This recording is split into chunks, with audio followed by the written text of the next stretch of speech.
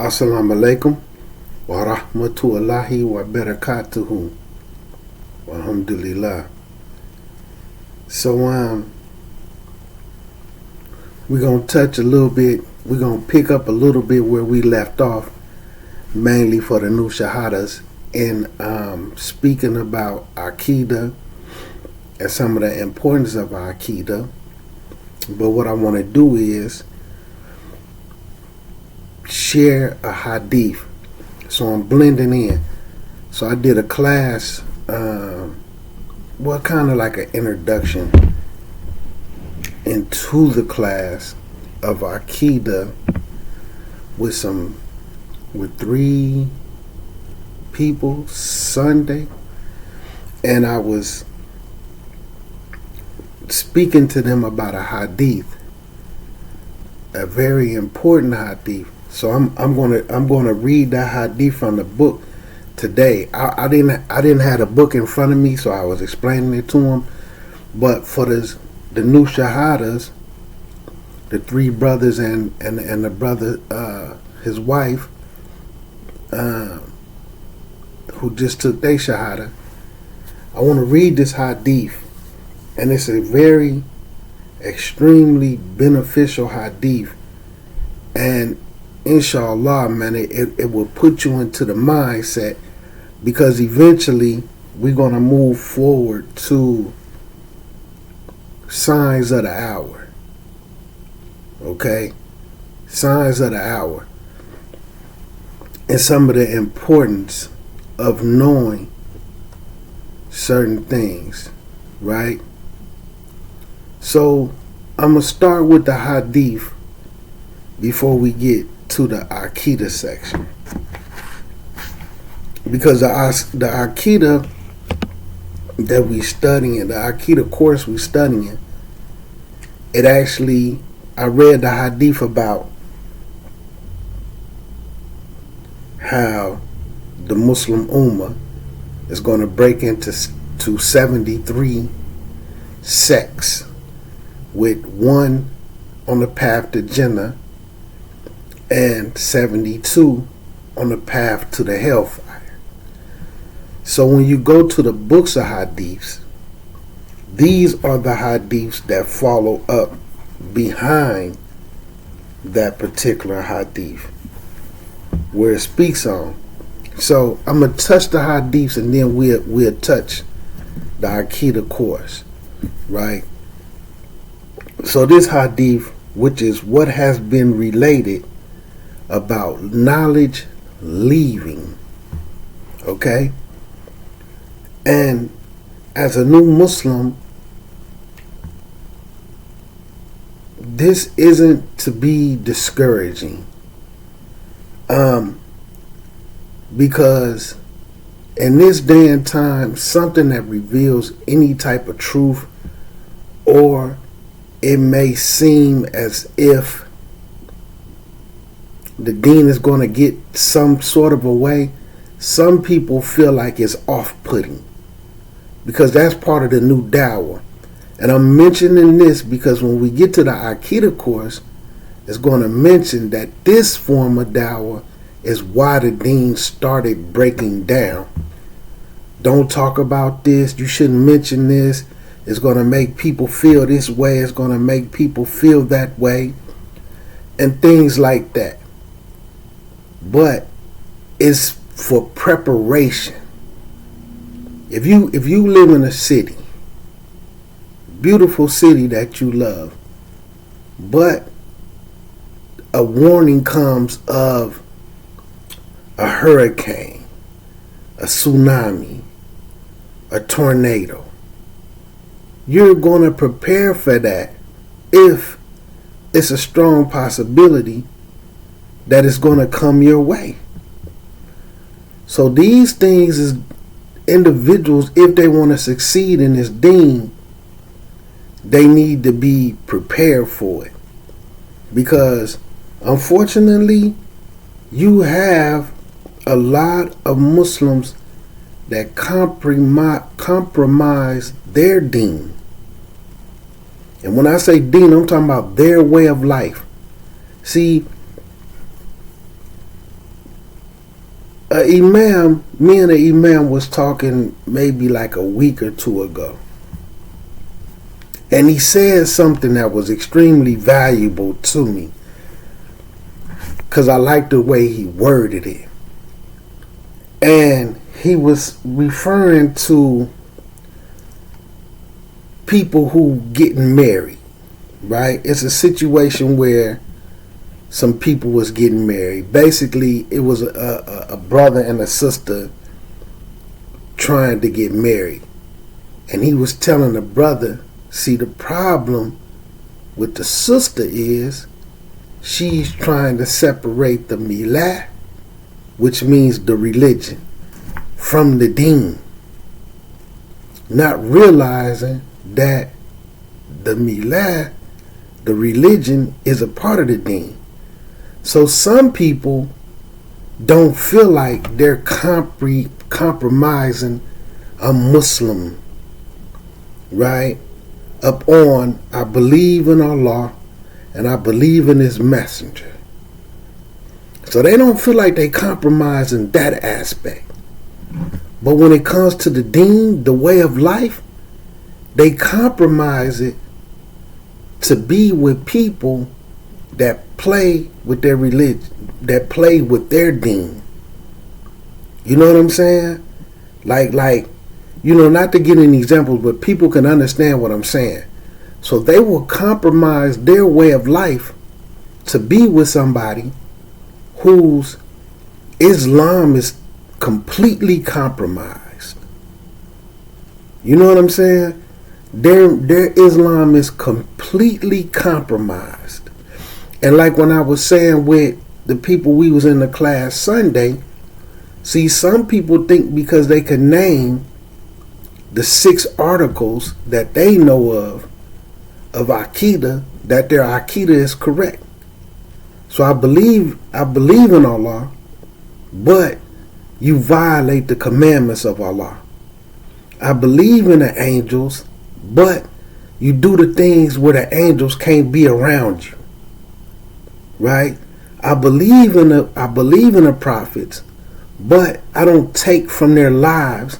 Like one of the people in the class, when we discussed the part of the prophets, they named one of the prophets and they said, I was like, okay, so that particular prophet, what can you learn from their life? And they was like sabr, and how to deal with hardships. So some of us, we know how to say to believe in the prophets, but we don't take from their lives, nor do we follow the sunnah of Rasulullah sallallahu alaihi wasallam. And when we know of things that's been commanded from the milah to the Rasul, right, we disobey it. We totally ignore it and make up our own thing. You understand? Then when it comes to the book, to the Wahi, we have a lot of misconceptions as well. So we could say that we believe, we know how to name these 6 articles, but we can't implement them into our lives because, one, we disobey Allah. We do things where the angels can't be around us. Or when they're around us, they have to write down so much bad and horrible things that we do and talk about, and so on. So, with that being said, just being able to name the 6 pillars, but we can't implement them into our daily lives, is an issue. But these hadiths is making it aware to us, and when you study Aqidah, that this day is going to come. So, no, you can't stop it from happening with the other people, but you can do what it takes to make sure you're not one of them. And one of the things that I see is people compromise their religion. And why I pause at that, because what I did, I'm going to pause for 1 second and make a side point. Because I said when I talk about things I see. One of the brothers asked me, like, when I'm in the masjid and we in salat, and like, should I see these things? So one thing that I don't be clarifying for the video, because I try to leave it out of it. If you see me making salat in the masjid here, lined up with the people, it's a sunnah. See, I already prayed my salat with khushu. Occasionally, I will line up with them for the, like if I go to it and there's like everybody there is new. I don't really know none of them. The new administration and everything. So I don't know what's to them. Right? So I'm lining up with them as a sunnah prayer. One, because they pray the wrong direction. I don't pray my fard prayers the wrong direction. So when I'm lining up with them, it is for the purpose. I'm doing it as a sunnah, but also to see who I'm praying with and how they pray. So I know who I'm dealing with. So it's not a fard prayer where I need to be deep in concentration and this and that. I already did that. And then if I happen to be around them, then I will. But it's very rare, because I don't want to support them praying the wrong direction. I'm just following up on something that the Salaf would do, would watch people how they pray so they know their environment, should they take knowledge from them or not. You understand? So that's why I be able to notice certain things or see certain things, because I'm on a sunnah prayer and I'm just doing it. Let me see who I'm praying with and what's going on. So that's why I be noticing and seeing things. You know what I'm saying? So to get back to, let me get to the hadith. So and I'm going to read two of them. So this is after the hadith about how the Jews broke up into 71 sects. The Christians broke up into 72. And the Muslim Ummah is going to break up into 73. So after this, what it breaks down is, because like when you look at it, how does this happen? Because the people who's on the 72 on the bad end, something got to be going on with their knowledge. Something got to be going on with their Aqidah.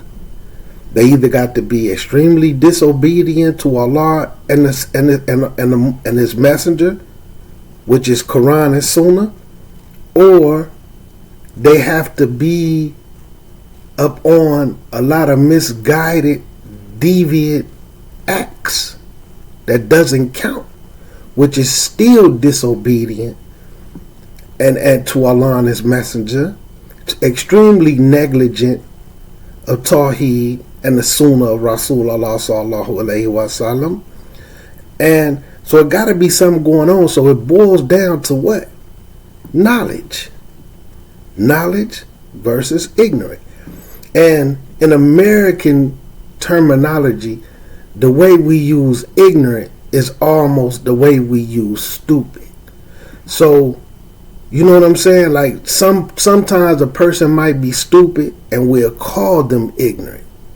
They might be dumb to us and we'll be like, man, this dude ignorant. But that's not really the true definition of the word ignorant. So in Arabic, when it's talking about ignorant, it doesn't necessarily mean a stupid or a dumb person. They just don't know any better, or they're not aware. So you can have some intelligence but be ignorant. In the Islamic terminology, not the way we use it in America. So sometimes when you use that, some people get offended because they're ignorant of these facts. That it just means they're not aware. So like sometimes when people say ignorant Muslims, some people feel offended. Oh, you can't use the word ignorant Muslim, you're judging people. But see, really, that's them not understanding, or they're not aware. So a lot of it boils down to knowledge. You see what I'm saying? And the shaitan plays on people when they lack knowledge in certain areas. So what it says is this.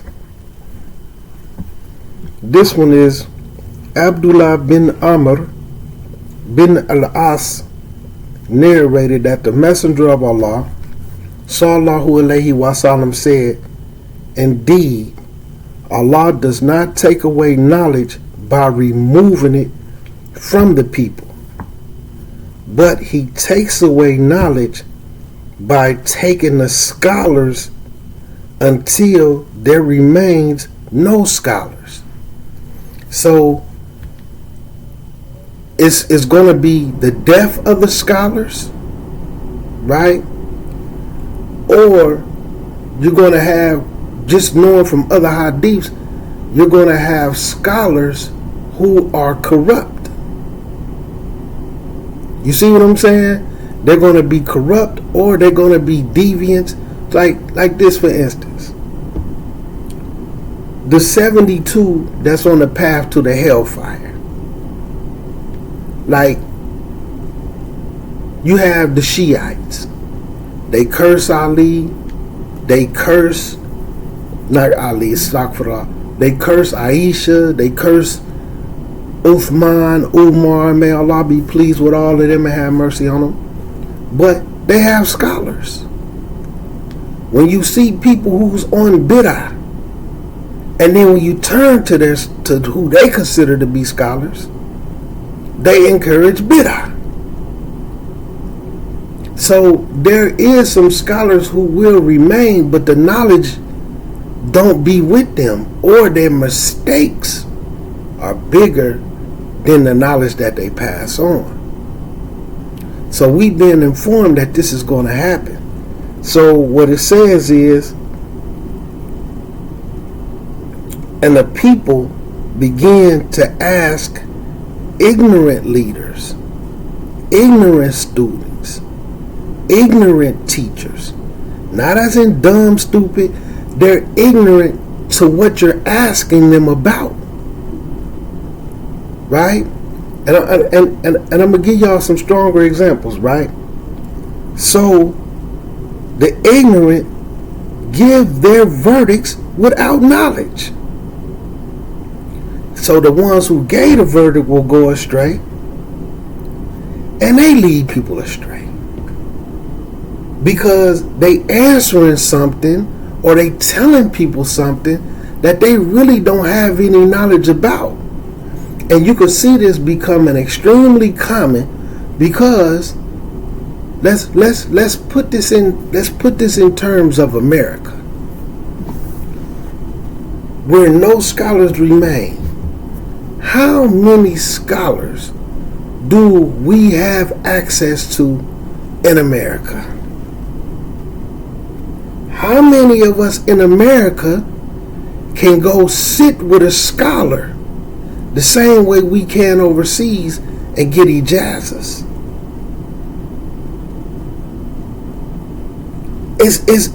It's not an easy task, as if you're in certain areas of the Arabias, or in the African continent or the Asian continent. You see what I'm saying? So we're suffering from this thing. So what we do is, maybe the person we looked up to and got us to take our shahada, we ask them. You know what I'm saying? But whatever they say or wherever we learn. And sometimes we're asking ignorant people, and then they give us their verdict. Then when you come across somebody who can give you the dalil for these things, we argue it. Why? Because this is what I was told. This is what I was taught.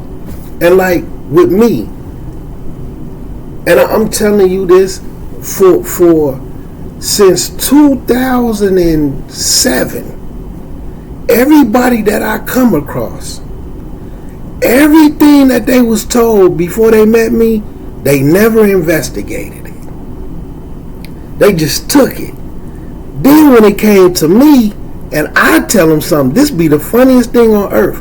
This, wallahi, this is not to one person who may be the recent person who's saying it, so they might take offense to it and feel like I use what they say against them. But in reality, even when I tell them, you really done knew them. You doing everything that they did. So it's not towards him. But every last one of them, when I show them the dalil for something, they say to me, I don't take what you say. I go and do my own research. But they never did that with anything else that they was told. But it'd be funny because I'm showing them the dalil. But I still want them to go do the research. But you're supposed to have that same energy before it even got to me. So sometimes it'd be difficult for them to take what I said or take the dalil. And a lot of times, to be honest, I'm just going to be honest. The reason they're going to do research is to prove what I said wrong because of what they already believe. You see what I'm saying? Because they didn't do any research for any of the other stuff. And then they find out that they was wrong because they didn't have that same energy. One moment. Okay, alhamdulillah. I see, my bad.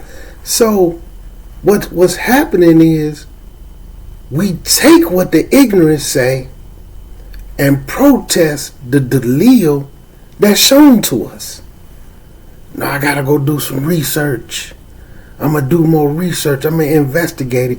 When you showing them the dalil, but when they wasn't shown the dalil, they take it.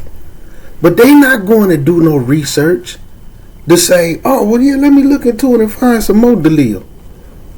They're trying to prove wrong what you said because of what they've been on. And this is what this hadith is saying. They've been led so astray, it's difficult to get them to turn back around and go the right way because they've been listening to ignorant people who gave them verdicts or told them things and didn't have knowledge. This is how people going to end up on the 72. And Allah is letting us know this. So, in some of the talk reads, right? It's saying, in this hadith, there is a great urge and avocations for the Muslims that they should value and honor their scholars that have taqwa, that's mindful of Allah. The people should get maximum benefit from them. Otherwise, the time may be near that they will be deprived of this favor. And see, that's why a lot of times when I talk to people, when I be in a group with them, and I say to them, name 5 scholars. Some people right now, I'm serious, y'all. There is Muslims right now that can't name one scholar and been scholars for years. I mean, astaghfirullah, not scholars for years, been Muslims for years. So they don't even know who to go take their deen from. Some of them can barely name strong students. They might be able to name them because they seen them on YouTube, but they don't really listen to them or take private classes with them to really know what's to them. You understand? This is, we're seeing the prophecy, okay, of these hadiths, because this is what the Rasul said is going to come. So this is how you can have the Ummah splitting into 73 different groups, with one on the path to the hellfire and one on the path to Jannah, astaghfirullah, one on the path to Jannah and 72 on the path to the hellfire. This is how this can happen. It boils down to knowledge. And trust me, people always want to investigate when you show them the dalil. But they never investigated the stuff that people told them, and they didn't have no dalil. See, but what people don't understand is the heart is sick. Because trust me, I see a lot of people, and I'm saying over the years, all the people, I could sit up and name probably about 15 people that I've had that everything I say, oh, I go looking at it, but they say it like it's a compliment or something, this and that. And I just say the same thing I always said. Why you didn't do that like before me with the information that you already had? Then you probably wouldn't be in this situation. You know, it's alhamdulillah, man. So we need to be prepared for the day. And like I said, in America, it really already happened for us. We don't have scholars to really turn to. We don't really have scholars that we can just go sit in the masjid at their feet and do a bunch of Q&As with them. Get rulings and stuff with them. It's already been lost from us. So we just asking anybody that we can. You know what I'm saying? And everybody not going to go get through the deal, and everybody not going to do a lot of the searching for the people. Dangerous times. So now this is the hadith that I was explaining in the class, and I'm going to read it so that this, you know, inshallah, this be some benefit to the people. Because when you know how to deduce and reflect on a hadith and really break it down, sometimes it's, because like I say, I remember when I just used to read hadiths and be like, man, subhanallah. But then when I started learning how to break them down and deduce and extract things from them, now when I read hadith, sometimes I get scared. And this was not one of the first, but it was a hadith that kind of scared me and shook me a little bit. So in this hadith, right, Jabir bin Nufair narrated from Abu ad-Dardar, who said, we were with the Prophet sallallahu alaihi wasallam. So keep in mind, this is a group. We were with the Prophet sallallahu alaihi wasallam when he raised his sight to the sky. So imagine that. They chilling with the Rasul, and then the Rasul looks up at the sky like this. And then the Rasul said, because they wear the hadith that religious knowledge is going to be taken away. Then when you have an understanding, what happened with the religions before us that came from Allah, right? What happened with them? Why did it change? Their scholars and their monks became corrupt, and they changed the books. And then the people who was really up on it and knew the truth, they died and couldn't pass it along. Or the people that they tried to pass it along, they rejected the truth and the dalil and needed to do research, but they accepted all of the stuff that was said from the ignorant. And then they passed it along. They did their own thing. So then Allah sent another messenger and a prophet to get it back intact. Same thing ended up happening. So it don't just say that it's gonna be taken away from the just the Muslim religion. This is why the rest of the, because keep in mind from the origins of the first hadith, the Jews broke up into 71 sects. So that 70 sects that was on the path to the hellfire, how did it happen? Corrupt scholars, people accepting bid'ah, rejecting sunnahs, right? When you put the dalil in their face, they still got to go do some investigating. But when you put the ignorant in their face, they take it. Well, this is what everybody was doing. This is what I seen. You know what I'm saying? This is what I was taught. This is what I always seen people doing. So like I said, they're gonna ask ignorant people, or ignorant people is gonna teach them, and they're gonna take it. So that teacher is gonna lead himself astray and those people. So continuing on, So by them being aware that a time is going to come that religious knowledge is going to start to be taken away from the people, the Rasul, when he looked at the sky and told them this, one man contested. So he said, the Rasul looked up to the sky and said, now is the time. Right now is the time when knowledge is going to start to be taken away from the people until what remains of it shall not amount to anything.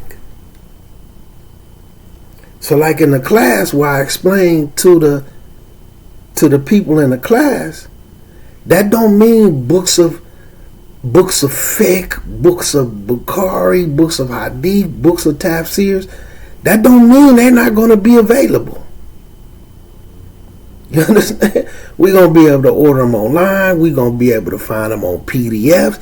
That don't mean YouTube won't be full of people talking. And SoundCloud and Instagram. That don't mean that.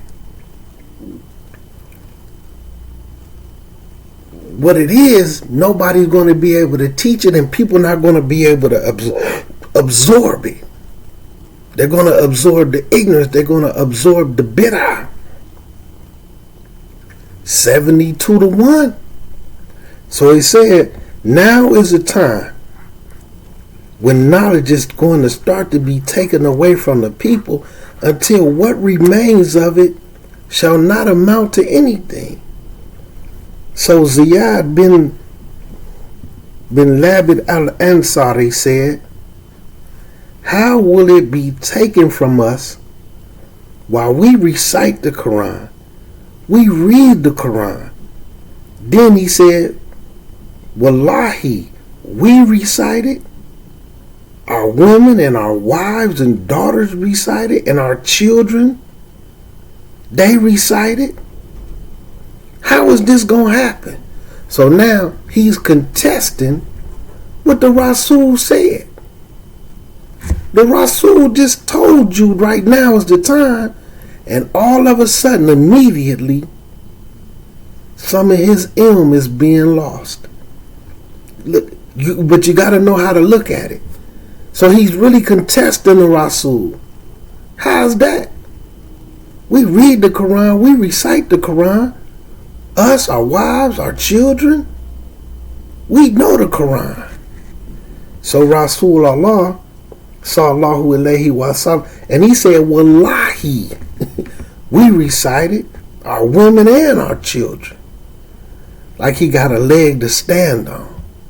This is a slight contestment. So the Rasul sallallahu alayhi wa sallam said, may you be bereaved of your mother, O Ziyad. Now, a lot of people don't understand how strong, I'm going to use the word this. One moment, let me get my phone. Let me pause it for 1 second.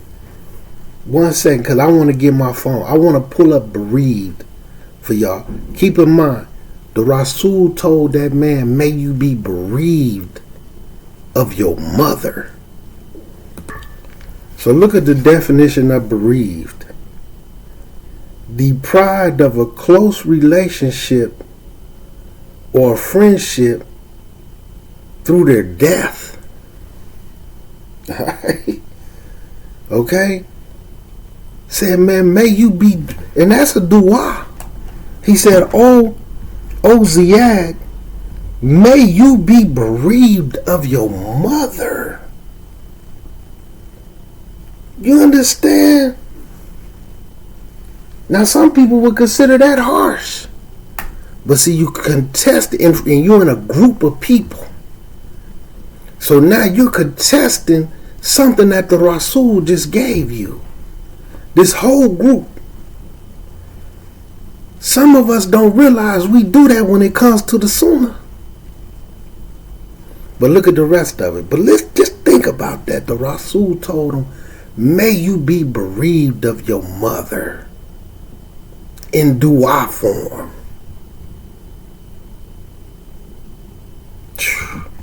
Then he tell him, O Ziyad, I used to consider you to be amongst the fuqaha of the people of Medina. The fuqaha is scholars of fiqh. Now this, so when I be busting down things about fiqh and saying, see, now you have fiqh of the madhabs, where they go to comparative fiqh and what the madhabs went with, and then they extract the rulings from what they agreed on, what they didn't, and this and that. But there was no madhabs then. It was Quran and Sunnah with the correct understanding. So when you was a scholar of fiqh then, you have fiqh of the tafsirs, you have fiqh of the hadiths, the sirah, because you live in it, so you know the situations that's going on when the rulings was going on. The Rasul said, I used to consider you to be one of the scholars of fiqh when it comes to Quran and Sunnah of the people in Medina. Why do you consider him that no more? Because of that question that he asked. But he did qiyas, and he trying to get a Rasul something. But what happened? Immediately when the Rasul Allah sallallahu alayhi wasallam said, right now is the time when knowledge is going to be starting to taken away. An individual he considered to have fiqh of the religion, a scholar in the religion, showed some of this knowledge, some of his understanding is not as sound as it was 5 minutes ago. You understand? So listen at this. So the Rasul said, the Torah and the Injil are with the Jews and the Christians. Right now, the Torah and the Injil are with the Jews and the Christians. But what do they avail of them? How does it benefit them? What good is it doing them? They're corrupting it. They're changing it. They know the words but don't act up on it. Kind of like right now when you see people having debates with their Christian, Muslims become Muslim and they start having debates with their Christian family members. Oh, the Bible say you can't eat pork, but you eat pork. Oh, the Bible say Jesus prayed with his forehead on the ground. You don't pray like that. Oh, the Bible say Jesus fasted a whole month or 40 days and Moses fasted, but y'all don't do the fast. Long story short, y'all read the book, but you act on very little. Y'all run y'all mouth, but you act on very little. You see what I'm saying? So what good is it doing them? Ever since it was a person who said, ever since, I can't think of who it was, but it was years ago, but he said ever since they wrote in that book that Jesus turned water into wine, alcohol has been flowing through the Christian kingdom. And people still talk like that's Isa alayhi salam. And the way they translated, like it was almost like a party, a gathering. And Jesus turned the water into wine.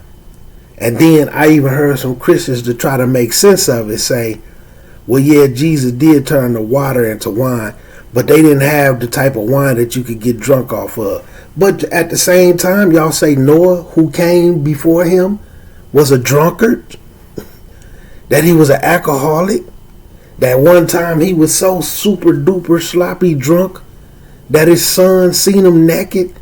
Noah, it was one of them that they say. I want to say it was Noah, right? But you know, some of y'all know that, and some of y'all know that kafir crap better than me. So y'all can say who it was supposed to be.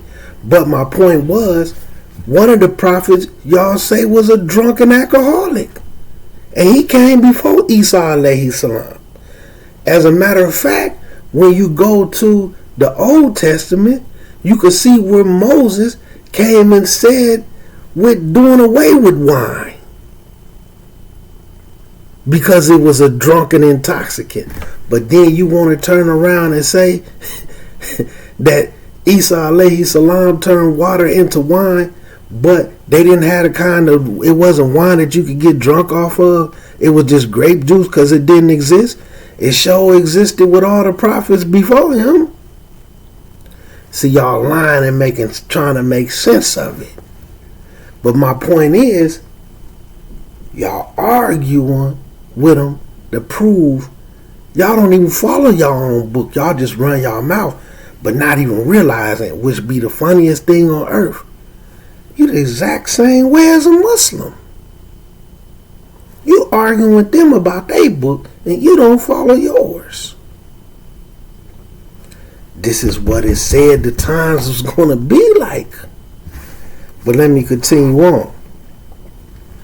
So they had their books and it don't do them no good. Right?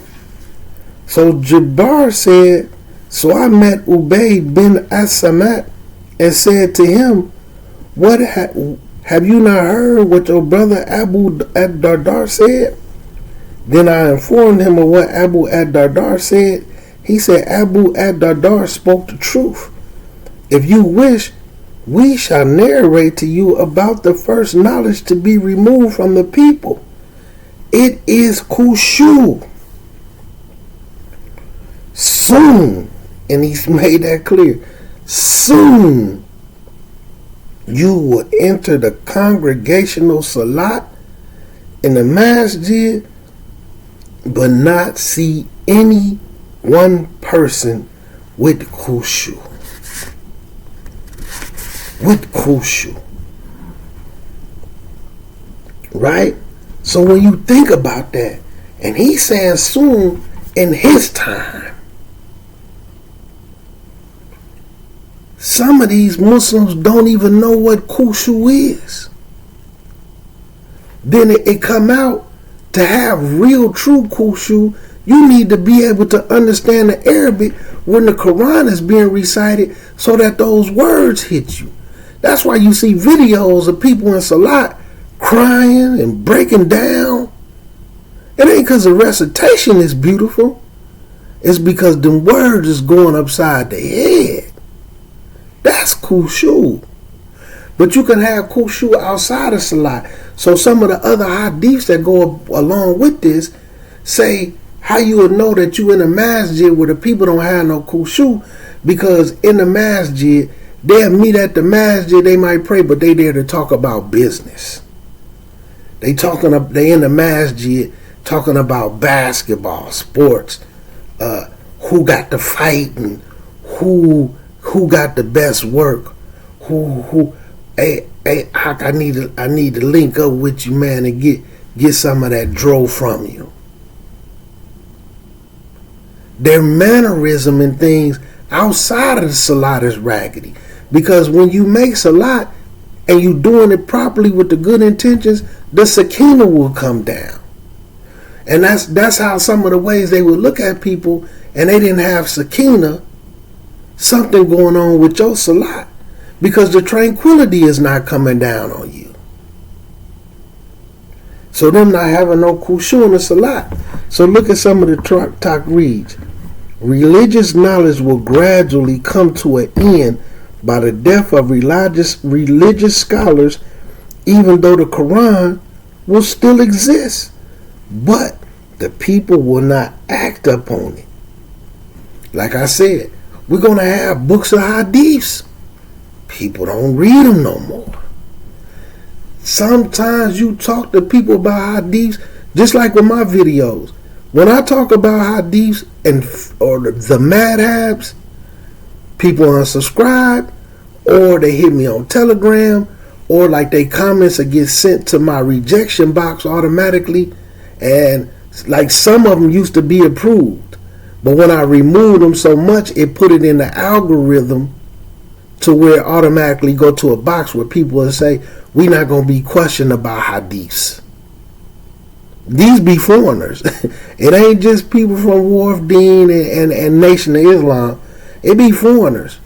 We not going to be questioned about hadiths. We only going to be questioned about the Quran. So you don't need to keep talking about hadiths. Like, well, lie. You know what I'm saying? So where we going to get our sunnah from? If I say something about a mistake that's well known from one of these madhabs that go against the Quran and Sunnah, people will get mad. They get more mad about that because it's the truth than they do about people rejecting the hadith. Oh man, a person can sit up around you and say hadith superstition, they not reliable, we don't need them, but point out a mistake in one of them, that madhab they follow. They don't want to be your friend, you don't know nothing. Or they'll go as far as talking about Elijah Muhammad need to be loved more than a prophet in different things. This is showing that day is here. So we'll have the books of hadith, we'll have the book of fiqh, we'll have all these numerous versions of tafsirs and not gonna benefit it. And like I told them in the class, every Muslim got them a Quran. And shout out to the brothers, man, who they coming into their 4th week of their Shahada, and they almost done with their Quran in 30 days. Inshallah, they're gonna finish this week. One of the brothers is a little bit behind because his girl took Shahada, so he started reading with her. So, he fell a little bit behind because he started with her and she took her Shahada like maybe a week and a few days after him. So he went back so they could read it together. So it might take them an extra week. But they've been doubling up on the weekends so that they could catch up. You know what I'm saying? So they might finish this week. So shout out to them, man. But like I said, the beauty of that is, I know, inshallah, they finish this week, but I know they completed something. Even if they don't finish this week, they done got further reading their Quran in 3 weeks and a few days than some Muslims I've been knowing that's been Muslim for 10, 12, 13 years. Still ain't read it. So like I was saying in that class with these individuals that we had on Saturday. Yeah, it was Saturday, right? The class we had on Saturday, when we discussing these things, when we were discussing this hadith, how many of us have Qurans, man, but we don't never read it? We don't really even know how to benefit from it. We don't know how to extract rulings. We don't know how to implement it. You see what I'm saying? Like, some of our Qurans have dust on it. It's not availing us. So like it said, the Qurans are going to exist, but the people not going to act up on it. Let alone the hadiths, the books of fiqh, like fiqh of Quran and Sunnah. So it said the real and true purpose of knowledge is to act accordingly. So it ain't about what you know, it's about what you act upon. So when knowledge is not practiced, as if it is ignorance instead of knowledge, right? When knowledge is not practiced, it's as if it is ignorance instead of knowledge. So it ain't about what you know and about what you run your mouth about. Because like I said, I see some of the Muslims debate with their family and friends that's Christians and always trying to talk to them about what they don't know in their book and what they don't follow. When they don't follow they don't follow the Quran either. Falling into the same thing they did. And that alone makes it what? That makes it ignorance. But see, you can run your mouth, see? You feel superior in arguing and debating, not realizing you're making a hypocrite of yourself. Y'all don't even know your own book. Do you even read your Bible? Knowing they ain't read the whole Quran and been Muslim 12, 13, 14, 15, 20 years. You exactly like them because you came from what they come from. And then when somebody sit down and talk to you, what be crazy is you know the Bible and you know Jesus better than you know Esau. You'll sit down and say Esau turned water into wine. You understand? You will say Esau said our Lord, our Father, our law is in heaven is what he taught. You ain't no different. This is ignorance. This is not knowledge. This ain't knowledge. And this is what it's going to be replaced with. And then you're going to teach your kids that same thing. Or you're going to teach the new Shahada that same stuff. Just like it said. Somebody going to come ask your ignorant about a question and you're going to answer it. And you're going to think that you know it because you've been doing it 10, 15 years and your favorite person told it to you. Then somebody come bring you some dalil that's falsehood. You get mad at them. Now they judgmental. Now they think they know more than everybody. But let me continue, right? So, where knowledge true and firm, it would be practiced.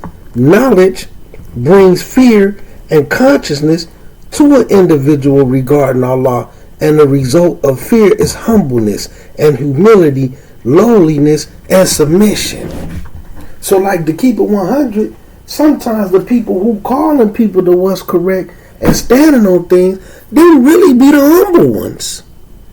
But because it make them feel some type of way, it's not humble. But when you feel like you doing the same thing to them non-Muslim family members, it's humble when you do it. We got to be careful. So you got to be mindful of this because this is what the time's going to be like. You got to get your knowledge up. And like I said, this mainly for them new shahadas, man. And you really got to get with some reliable people. And like I said, when you have that, you got to take advantage of it because that time is going to come when you ain't going to have nothing but ignorant people to go to. Just like I said, imagine going to a masjid, man, that's been given a khutbah wrong for 20 years. And know they wrong. What are you going to get from them? They don't even care enough about their deen to do the khutbah correct. That's crazy, B. That's ignorance. And it's going to mislead other ignorant people. So, to the Aqidah thing, to the Aqidah class. So, and we gonna just breeze through this. So, like I said, the Rasul said that we was gonna break up into 73 sects, 72 on the path to the hellfire, and 1 on the path to Jannah. So the Rasul made this extremely clear that this was gonna happen with the Muslims. And it ain't about what you call yourself, is what you up on. Because you can call yourself something and still be up on the path for the 72s, right? So, how you can start to notice some of the differences in these groups, right? So as far as the one that's the correct group, they're going to be the group that will remain, not what they call themselves, that will remain up on what the Prophet and his companions said in regards to belief, creed, and Aqidah. There are those who hold firmly unto the creed and the Aqidah of the Prophet and his companions, Rasulullah sallallahu alaihi wasallam, and they won't introduce any new beliefs, practices, concepts into the Islamic creed that were never known or believed during the Prophet's time or the time of his companions. Right? they're going to be unified up on this, right?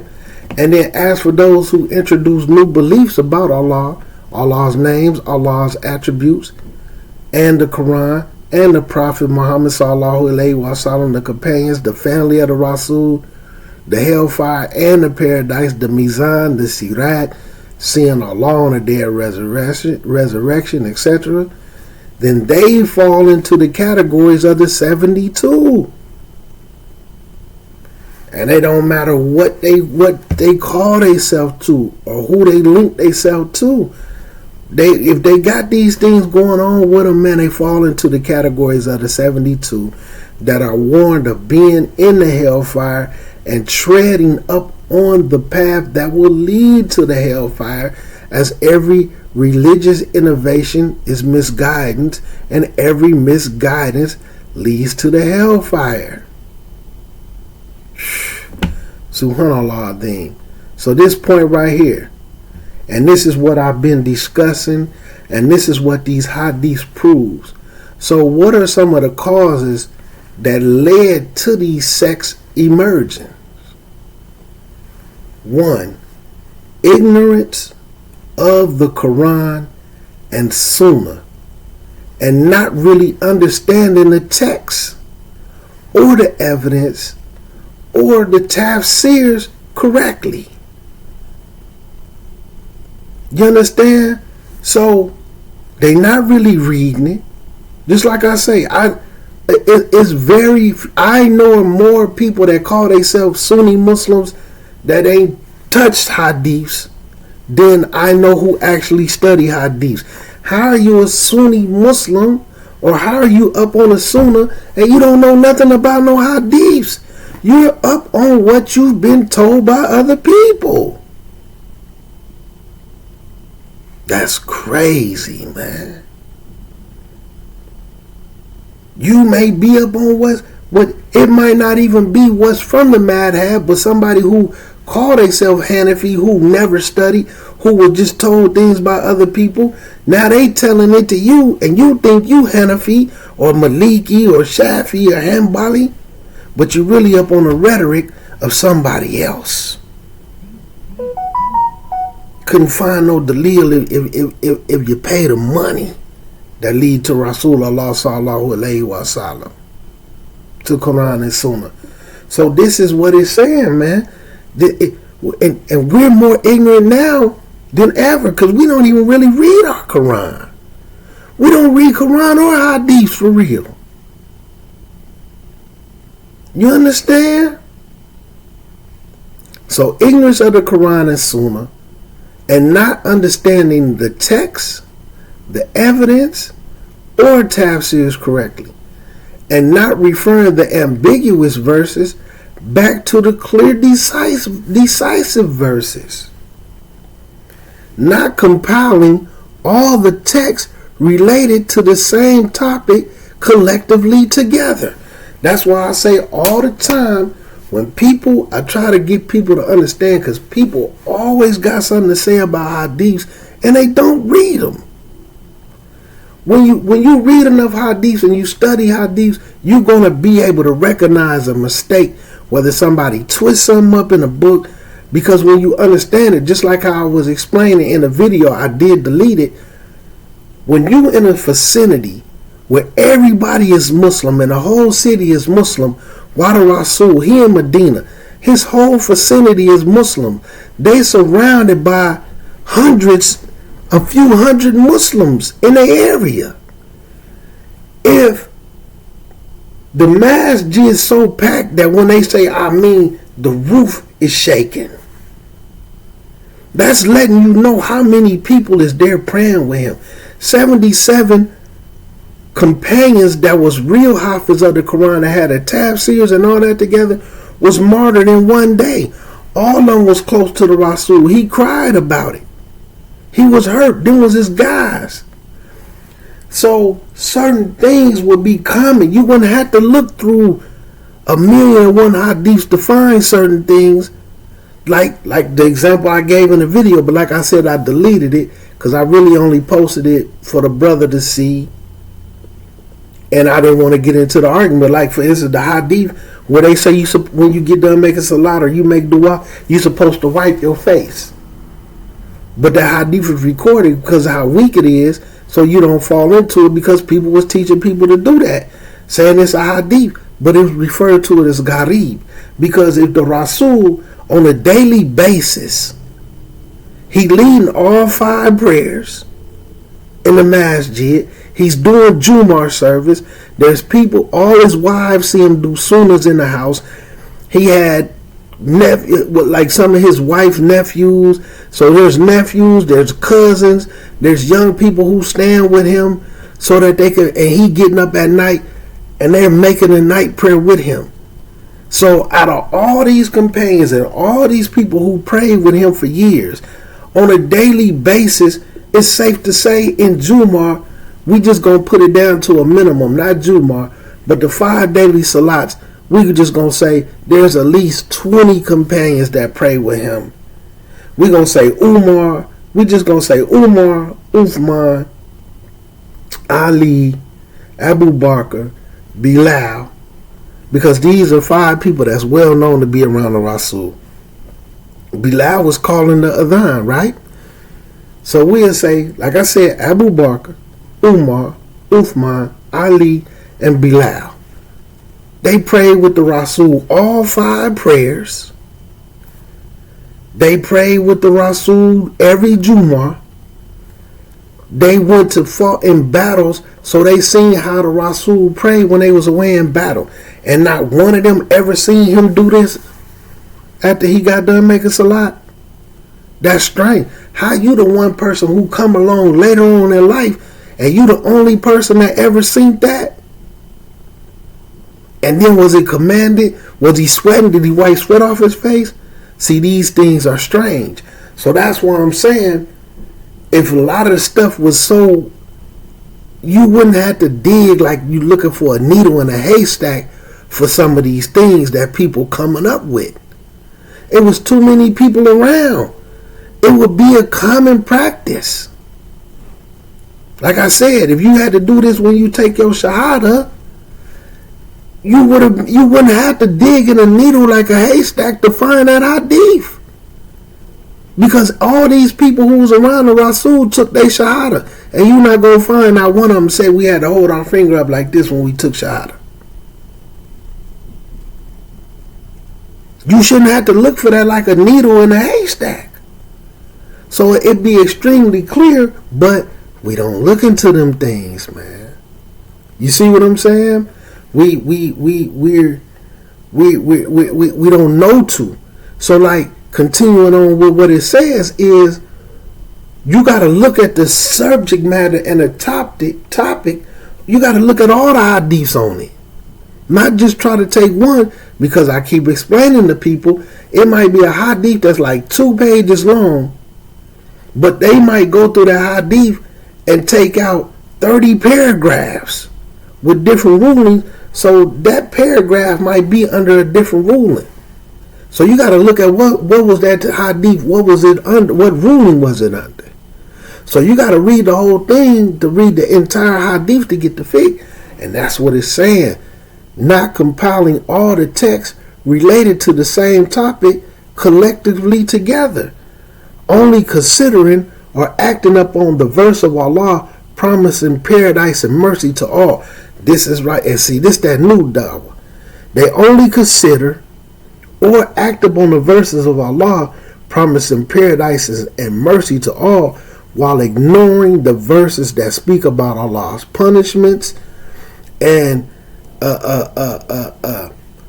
texts of al-wad wal-wa'id, the promises and the warnings, or establishing a few Quranic texts in their literal form. So some of the new dawah is, don't talk about the hellfire. Don't talk about the punishment. It's going to scare the Muslims. Don't say that they shouldn't eat pork. Don't talk about their weed smoking. Don't talk about their drinking. So we can't even talk about the punishment for intoxicants and eating pork? No, just talk about the nice things. And like it's saying, this is the reason what caused these sects to emerge, or establishing a few Quranic texts in the literal form while distorting the meanings and explaining them to be abstract and not literal without proof, or negating or rejecting them altogether. This is one of the biggest causes that led and leads to sectarianism. Someone who lacks solid knowledge about the deen misunderstands text, then invites people to what they believe to be true, then other people will follow them. Right? As they are not able to distinguish right from wrong in Islamic sciences. Then a sect is formed.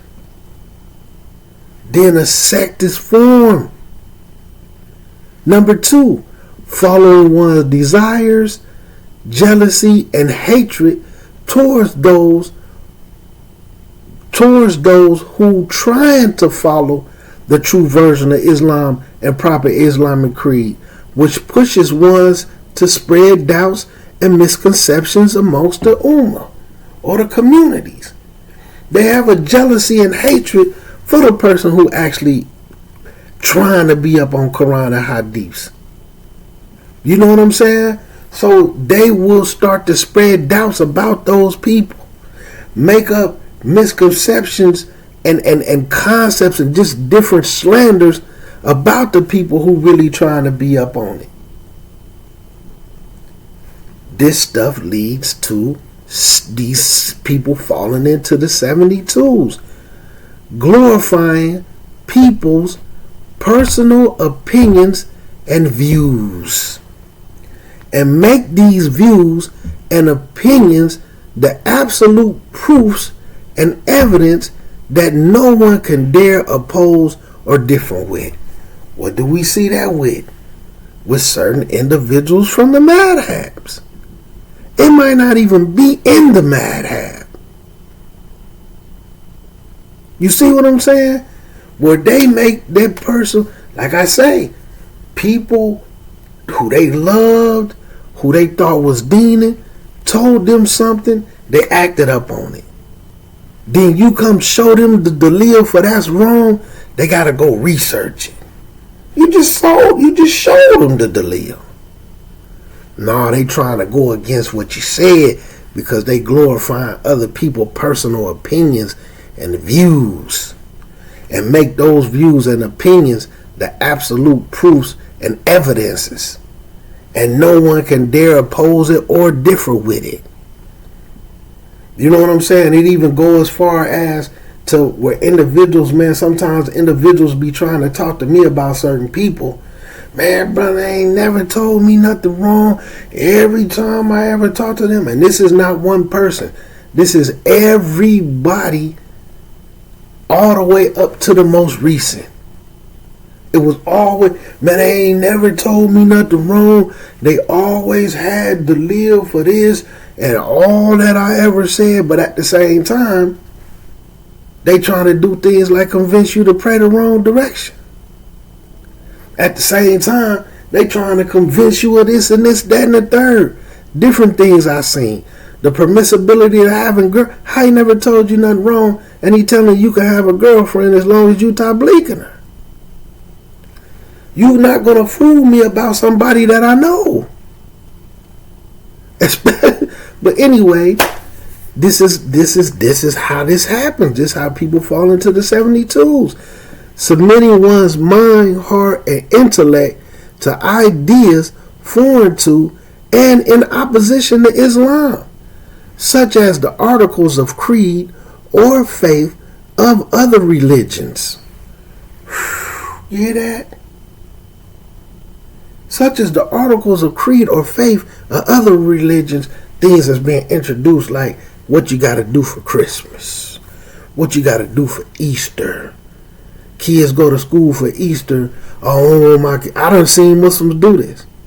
I don't want my kids to feel left out, so they buying Easter candy and Valentine's Day candies and cookies and sending their Muslim kids to public school to indulge in the Valentine's Day party with candies.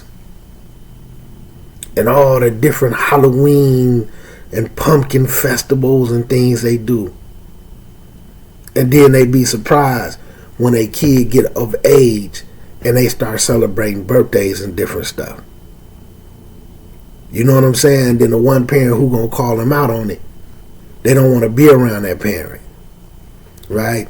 These things, man, and these other philosophies, politics, movements, different forms of masonry.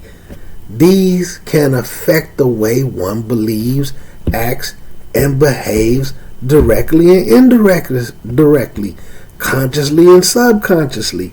And I see where they been a little nice in here, because they saying movements and things, but just go ahead and say it, man. Nation of Islam, the Nuwabians, the Nubians, the Hebrew Israelites, the Moors. Go ahead and put it in there. You know what I'm saying? So we're gonna leave off on that, man. So what you need to take from this is proper Islamic knowledge is gonna be lost. There's gonna be more people up on ignorance than sound, solid Islamic knowledge. This is just a fact. So you got to make sure you're correct. You got to make sure you're correct. Some people don't even know what scholars to even go to. You know what I'm saying? So it's going to happen. It's going to happen. And if you don't handle your business, you're going to fall into the wrong side of things. We're being warned about this. We've been warned about it. So that's why my advice, how I started off saying, brothers, even sisters, don't be compromising your deen just to be with somebody. Just to be with somebody. Because the simple fact that you make that choice, you don't know what Allah is going to force you to fall into. Don't be hanging with people that compromise their Islam. Don't be trying to learn your Islam from the gang banging, drug dealing, intoxicant using, fornicating Muslim. Because they don't care enough about the deen to really give you the haqq.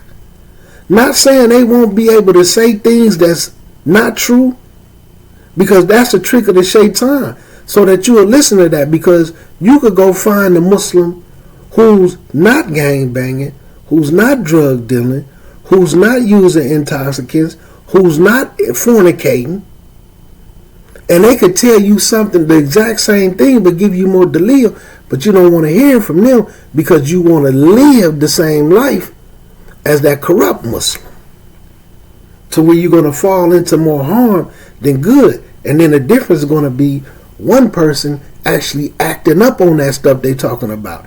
The next person just sound good with their mouth. They sitting up drinking and getting high, dealing with intoxicants with their girlfriend, trying to bust down some Islamic ruling and terminology and sound that adds to their coolness. Where it might be more error and more falsehood mixed in with what they said. And this is vice versa for the sisters. And like I said, man, I see people going to relationships, man, with people who clearly contradict their Islam. They don't care what Allah say. They have 1,000,001 excuses. And I remember back in the day, I used to say things like this because when I started going to the East Coast, and I used to hear people say it, and I picked it up from them. I ain't gonna stunt. When people would make a bunch of excuses for certain things, they would be like, well, hopefully Allah will accept that excuse from you on the day of Yom Kippur, just to make them realize you don't have an excuse for what you're doing. That's not acceptable. And it ain't like it's a real viable Islamic Sharia-based excuse. It's something that they tell themselves so that they can feel good about doing wrong. And wallahi, just today, wallahi, this isn't to anybody, because like I say, I know plenty of Muslims with dogs that breed dogs. I was an individual. I grew up with pit bulls. I was crazy about pits. I still love them. You know what I'm saying? If it wasn't for Islam, I probably would have a pit in here. Wallahi. And the people who know me, they knew when I came up, man, I was always had pits. I actually had a pit bull business. Right? When I had a clothing store, a moving company, and I was breeding pits. Ferocious pits. Fighting pits. You know what I'm saying? I was breeding them all different kinds. Buying them by breed, picking them by which pits was some good fighters and all of that, right? And so today, like I said, I know some people, man, who done went and spent $18,000 on a little bougie dog, spent another $15,000 on dogs, on 2 dogs. And I'm talking about as of recent, Muslims. But they having so many problems in their household. So wallahi, today, when I woke up, I opened up Facebook and I seen a Muslim brother. And he had a big picture of him and his dog. And he was like, man, I love dogs all my life. Wallahi. He was like, man, I used to breed dogs. I breeded exotic dogs. He was like, man, and although people said things to me about my dogs, he said, but now I realize, I come to the conclusion, man, having dogs is haram. He fought it. He made excuses for why he had them.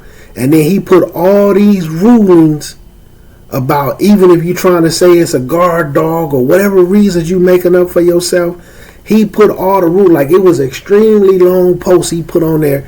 And I seen people in his comments sad. Man, this is a harsh reality. So like he said, I understand the people who had a love for their dogs. And it cracked me up because some of them be saying stuff, and this is how I know the shaitan. I ain't gonna lie to you. When I had them, I wasn't reading hadiths. Like, this was before I really got into hadiths, so I didn't know. As soon as I got into hadiths, I was done. I'm talking about immediately. Immediately. And I had them for business. You know what I'm saying?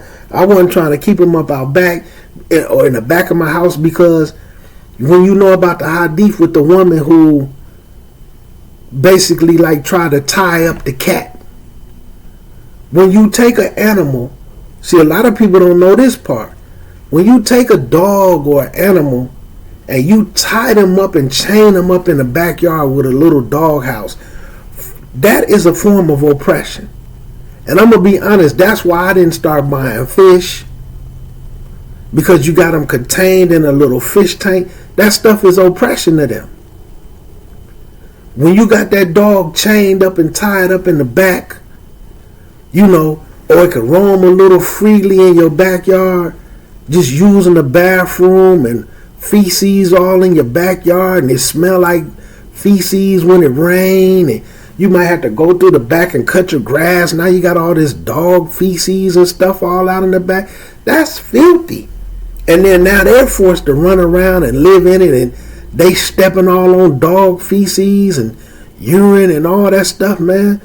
That stuff is oppression. So when you know about the woman who basically oppressed the cat, that cat is going to torture them when they get in the hellfire for the oppression they put up on the cat. Putting the cat in little cages and little confinements. How people have these little dog cages, these little prisons that they put them in their house. They don't know that stuff is punishable by Allah, but they be saying, Allah gonna punish me if I get rid of the dog. They might put the dog to sleep, And then if you go and read the hadiths about when it come down about the dogs and how Umar and them was finna start killing, they actually started killing every single dog that was roaming around. But then they stopped, because of what was going on. So they was killing the all black dogs because the shaitan can be in black animals.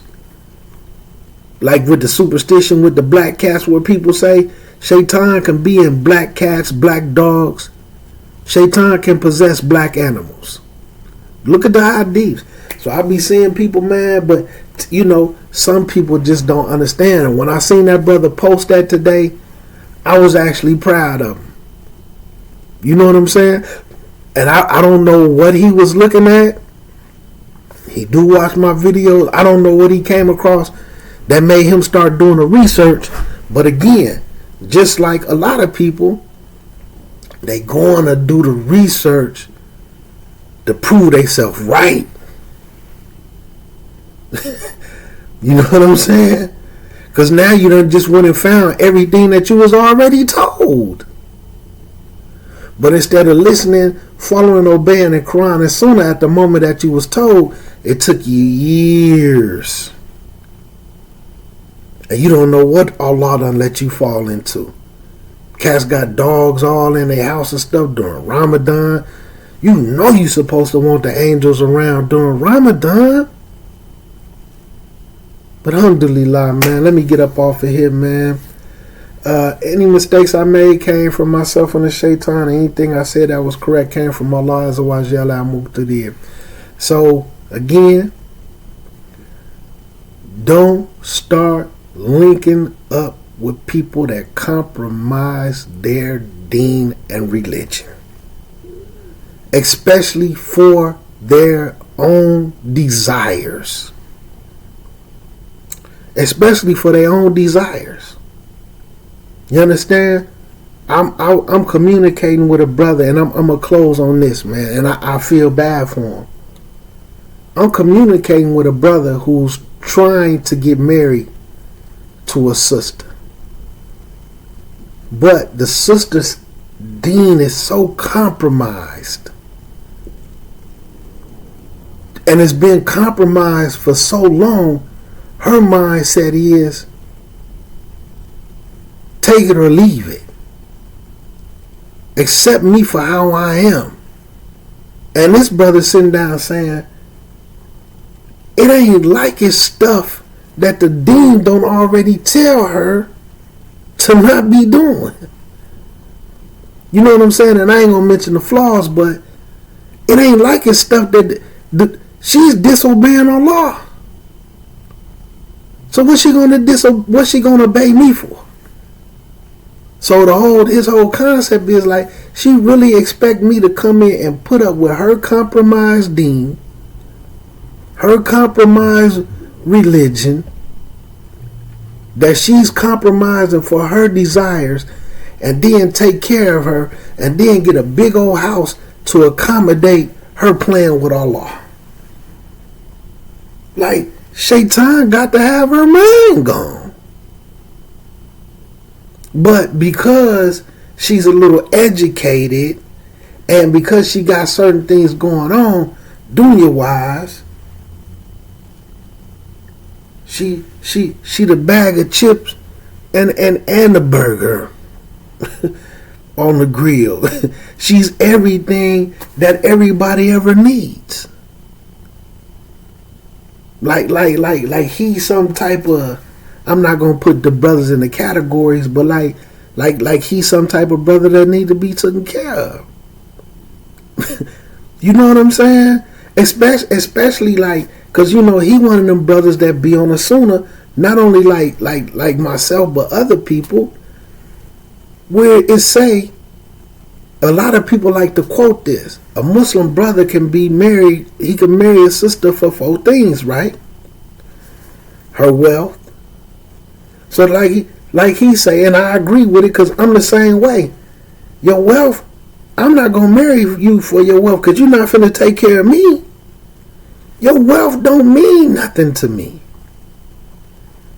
As a matter of fact, It might even make, because of what I come from, it might even make me feel some type of way if you got some wealth and you get into it, and especially if it's more than mine, and then I'm breaking my back to take care of you while you playing with your dean. And then you get to keep all your money? Nah, I ain't finna stay in that. So your wealth means nothing. Your lineage. We not attached to no royalty. Now occasionally, like I know in the city, I not to play him out like that, but Farrakhan got a granddaughter. Well, he got a few grandkids. But I remember, because Farrakhan stayed in Chicago for years. And some of his family's still there. And I remember people was specifically trying to get with his granddaughter because she was Farrakhan's granddaughter. You know what I'm saying? So like family lineage. These sisters not really attached to no royalty like that. But you might have some Muslim sister that might be attached to one of these Muslim rappers, and you feel like you can get in a family or something. But this is not really happening. So then there's this beauty thing. Some of these brothers ain't even never seen these sisters in person. But the religion, like it say, man, the full version of the hadith, the one who marries the sister for anything other than her religion, you basically done fell on your face. You know what I'm saying? You're gonna fail. Now, some people think marry her because of her religion means that she's Muslim as in took her shahada. But she don't have no deen. Her deen can't complement yours. Y'all can't get the Jannah together. Y'all gonna go through a tug of war of, you gotta stop disobeying Allah. No, I ain't gotta stop doing nothing. You just gotta deal with it. I'm gonna do what I want. Got an excuse for everything. An excuse for everything. Like this real talk, man. I seen a sister. She used to wear a Muslim garb. I spoke on the video before. I don't look cute in this. I don't like the way men look at me when I got this on. But she put on lipstick and makeup and uncover with tight pants and stuff on. And this is what this is what they said to me. And this sister left Islam. I had a feeling they was gonna leave Islam, but I was a wakil for her. And she told me, men look at me and try to holler at me anyway. See, that's the shaitan. Okay, if men look at you and holler at you anyway, no matter what you got on, wouldn't you rather have on what Allah tell you to put on? You know what I'm saying? Wouldn't you rather have what Allah tell you to do instead of, I'm just going to still put on all this makeup, lipstick and weave and perfumes and these tight jeans? Like what? Well, why put on that? Men talk to me anyway. It's like, nah. I don't like how men look at me in this. But you like how they look at you with all that weave and makeup and tight jeans? Come on, man. Come on, man. So they always have, man, alhamdulillah, man, let me get off here, man. Assalamu alaikum rahmatullahi wa barakatuhu, man. Learn y'all deen, man. Don't compromise, man, to be in relationships, sisters or brothers. Because like I said in the video, there's no guarantee that you're going to fix them. For the brothers, there's no guarantee you're going to change that sister. Sister, there's no guarantee that you're going to change that brother, man. It don't work that way, because as many sisters as I have seen fail and thinking that a dude was going to change. Well, he going to change if I love him good. If I show him a better life, he's going to be right for me. I seen the exact same amount. To be honest, I seen more men fail thinking the same thing about women. Oh, if I love her good, she'll change. Or if I give her a little time, she'll be the right one. And it never happened. It's rare on both sides. So, and like I advise other people, if you got a lot of them flaws, get rid of them flaws first. Then try to get married. Because then Allah may make it happen for you. See, there's a Quran ayat about there's a particular type of man for a particular type of woman. And a particular type of woman for a particular type of man. Y'all look up these Quran ayats. And this is in marriage. So like when I see some people who be married and they have particular brothers that they complaining about, but according to the Quran ayat, you with them because you the fit for them. You just may be able to complain dunya wise. Like you might have a little bit more going on in the dunya, but Islamically y'all the same. Brother, oh man, this sister, man, oh this, oh that. But Islamically, y'all the same. See, it's a different when you please with a woman Islam, but you have complaints about her dunya. She might be wasteful and spending money. That's a different thing. But when you displeased with her Islam, but you pleased with her dunya, then you need to ask yourself what you after. Because now you falling into some things that you shouldn't. Same with the sisters. I'm displeased with his Islam, but I'm pleased with his dunya.